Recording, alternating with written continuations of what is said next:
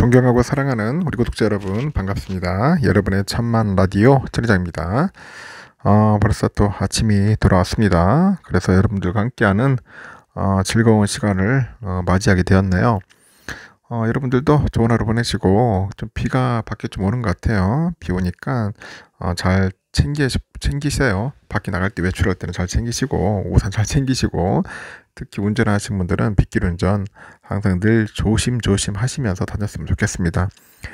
휴일이니까 아주 좋은 시간을 보낼 겁니다. 천리장도 아침에는 좀 즐거운 시간을 보내려고 할 거니까 여러분들도 참고하시기 바라겠습니다. 정신과 의사가 추천하는 그 걱정과 불안을 없애는 방법에 대해서 한번 잠시 이야기를 해볼게요. 분명한 이유가 있든 없든 걱정과 불안은 수시로 우리의 마음을 뒤흔들어 놓는다고 합니다.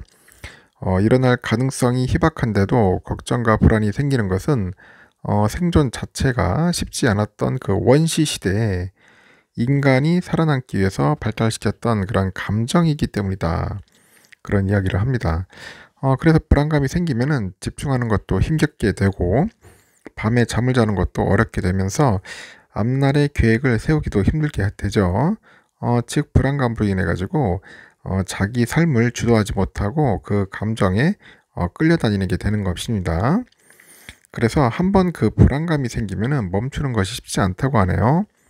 내가 왜 이러지 하면서 생각하는 순간에 그 꼬리에 꼬리를 무는 생각으로 불안감은 더 커지기 때문이다. 그런 이야기를 하는 것 같습니다. 그래서 정신건강의학과 전문의 양재웅이라는 사람이 그래요. 불안감이 생기는 그런 상황을 그 뇌의 그 편도체에 불이 붙었다. 그럽니다. 뇌의 편도체에 불이 붙었다. 그렇게 표현을 하는데, 그리고 그 불은 물로 끌 수가 없고 뇌의 다른 곳에 더 큰 불을 질러 꺼야 한다고 조언을 하는 것 같아요. 전두엽은 이성적인 사고랑 그 감정 절제를 담당하는데, 우울해지면은 전두엽의 기능이 매우 저하진다고 합니다. 저하된다. 그래서 편도체에 번지고 있는 그런 걱정이나 불안이라는 불을 끄고 싶다면은 그 뇌의 전두엽에 더 큰 불을 질러야 한다. 그런 이야기를 합니다. 그래서 전두엽에 불을 내는 방법은 간단하다고 하죠. 바로 걷는 거야. 열심히 걸으면 돼요. 이 걷는 행동이 매우 단순해 보이지만은 넘어지지 않도록 걸으려면 뇌가 굉장히 많은 에너지를 또 써야 한다고 합니다. 만약 학생이나 그 사무직이라서 걷는 것이 어려운 환경이라면은 펜을 잡고 필기를 해보세요. 글씨를 쓰는 행위 자체가 전두엽을 활성화시키고 그 불안한 감정을 적는 것만으로도 불안감이 잦아든다고 합니다. 한번 해보십시오. 걱정과 불안이 생긴다면 몸을 움직이세요. 몸을 움직이시면 됩니다. 그 몸을 움직이는 것만으로도 불안감은 결국 뭐냐, 잦아드는 거겠죠. 잦아들고 내 마음을 컨트롤할 수 있다. 그런 겁니다. 여러분 지금이라도 늦지 않았으니까 걷든지 아니면 쓰든지 하여튼 뇌를 자꾸 움직이도록 해야 돼요. 전두엽을. 하여튼 여러분 잘할 수 있을 겁니다. 잘할 수 있으니까 한번 참고하시고, 그리고 삼성에 대해서 한번 또 이야기를 한번 들려드릴까 합니다. 삼성전자 이야기는 천리장이 아주 주구장창 이야기를 하니까 그냥 편하게 들어주시면 될 것 같습니다. 삼성전자가 그 프리미엄 스마트폰 갤럭시 Z 폴드랑 플립 5의 공개 시점은 7월로 결정을 했는데 7월 말로 예년보다 2주 정도 앞당겼어요. 그리고 그 9월에 경쟁사 애플이 아이폰 15죠. 아이폰 15 15 출시를 앞둔 상황에서 갤럭시 판매 시점을 앞당겨 가지고 신제품 출시 효과를 그 극대화하려는 전략으로 분석이 되고 있습니다. 현재 구글 등 폴더블 스마트폰을 출시하고 있는 경쟁사들을 이제 견제하려는 목적도 있는데, 업계에서는 올해 2분기 영업 적자가 유력한 삼성전자가 3분기 실적을 끌어올리기 위해서 초강수를 놨다는 평가도 나오고 있고요. 산업계에 따르니까 삼성전자 스마트폰을 담당하는 그 MX 사업부는 갤럭시 Z 폴드랑 플립 5의 공개 시점을 7월 넷째 주로 잠정 결정을 했어요.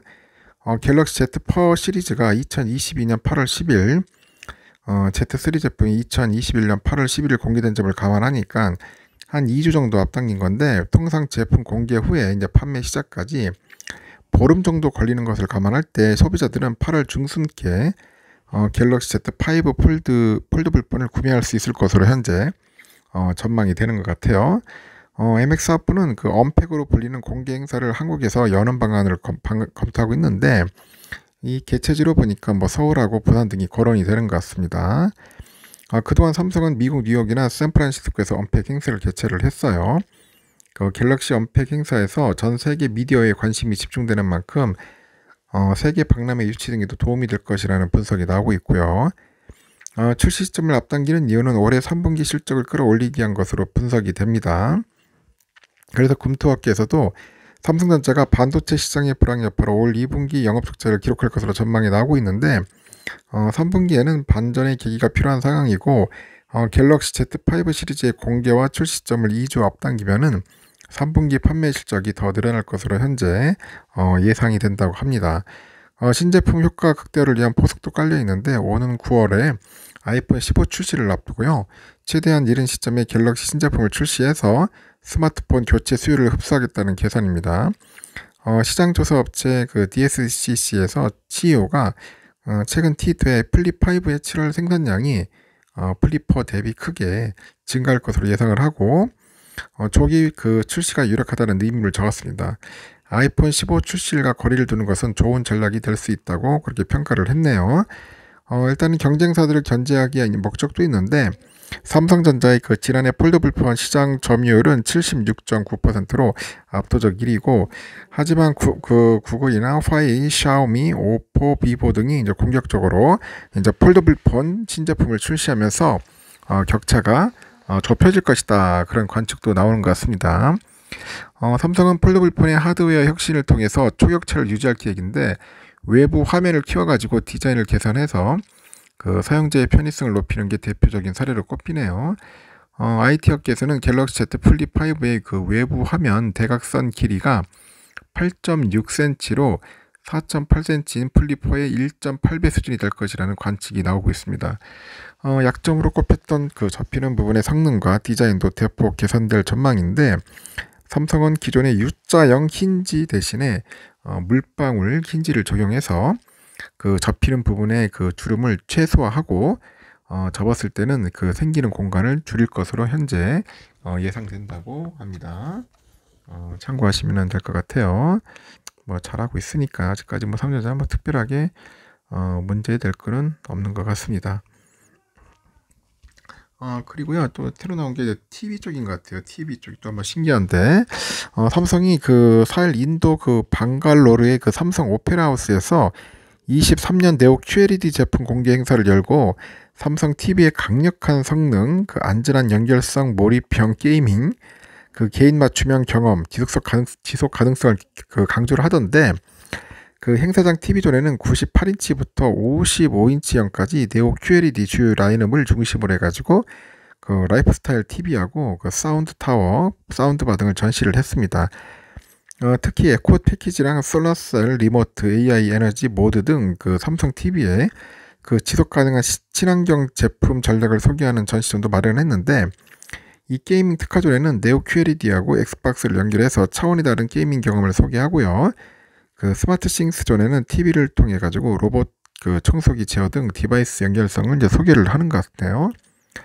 일단은 그 방갈로르의 그 허브로 자리매김한 그 삼성 오페라 하우스에서 인도 소비자들한테 이제 삼성 프리미엄 TV를 소개하는 행사를 개최했고 인도 소비자들한테는 다양한 시청 경험과 디바이스 연결 경험을 선사해서 인도 프리미엄 TV 시장 리더십을 경고해야겠다 그런 이야기까지 하고 있는 것 같습니다.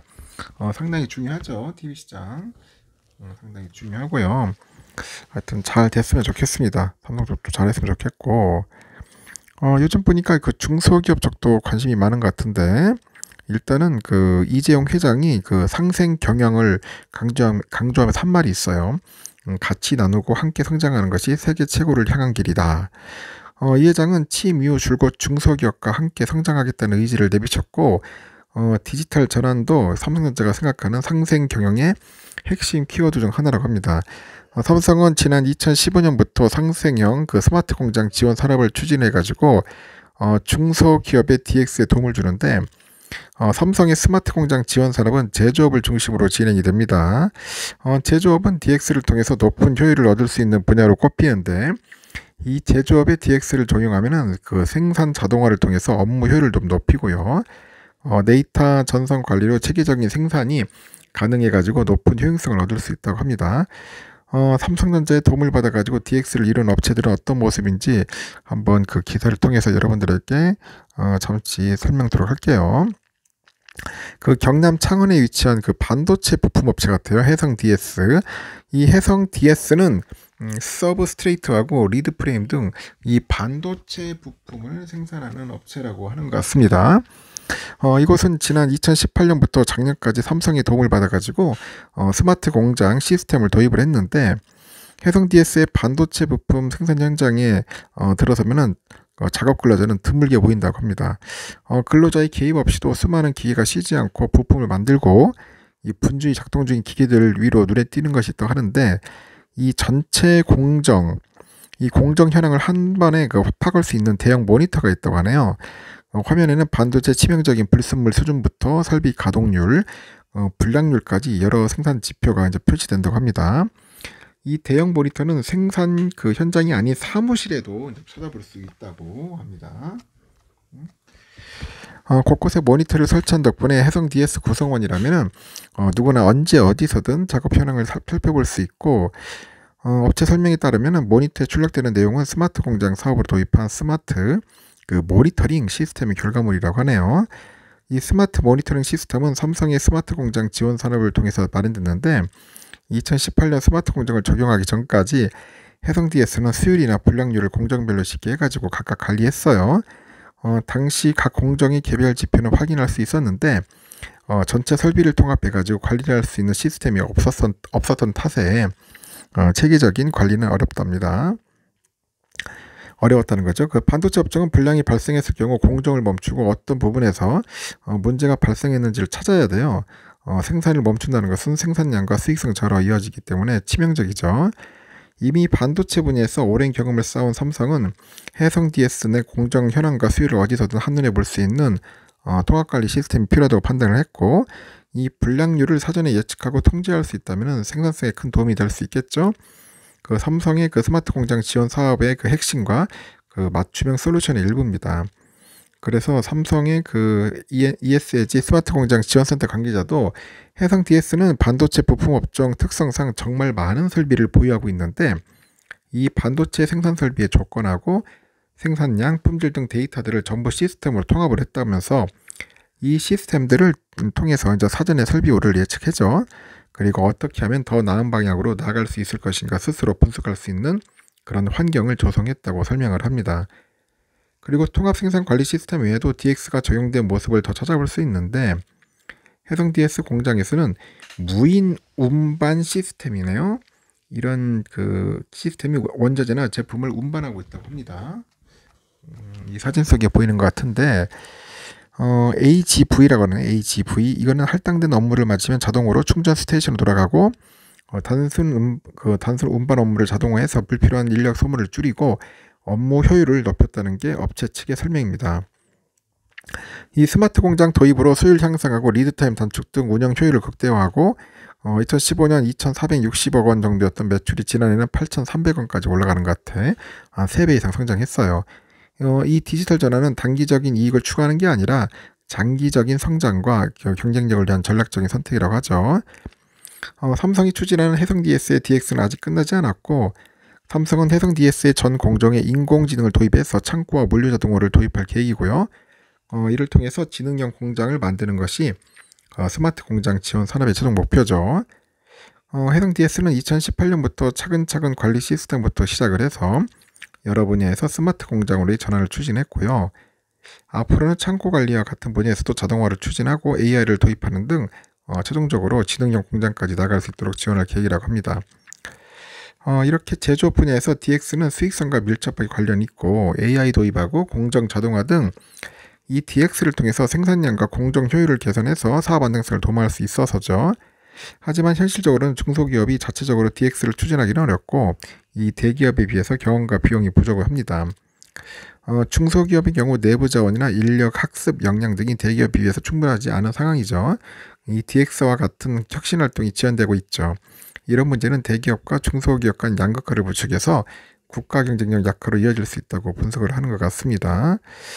중소기업들이 어려움에 주목한 삼성이 이제 중소벤처기업부하고 그 중소기업 중앙회와 함께 이제 스마트 공장 지원 사업을 추진하기 시작했고, 이제 이 회장이 강조한 상생 경영의 일환이라고 합니다. 그래서 삼성은 중소기업의 DX 부분이 전환이 목표인 스마트 공장 지원 산업의 진심이고, 삼성에서 25년 이상 근무한 그 200여 명의 전문가들이 직접 출퇴근하면서 각 업체에 맞는 맞춤형 솔루션을 제공합니다. 단순 현장 환경 개선부터 공정 자동화까지 모든 DX 영역에 걸쳐서 삼성의 손길이 닿는 겁니다.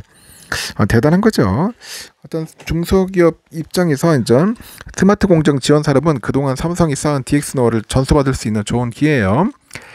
삼성은 이미 반도체랑 스마트폰, 가전 등 대부분의 사업부에서 이 DX를 추진해 본 경험이 있기 때문이고, 2015년부터 현재까지 스마트 공장 지원 사업을 신청한 중소기업 수는 총 3,000곳 정도 되는 것 같아요.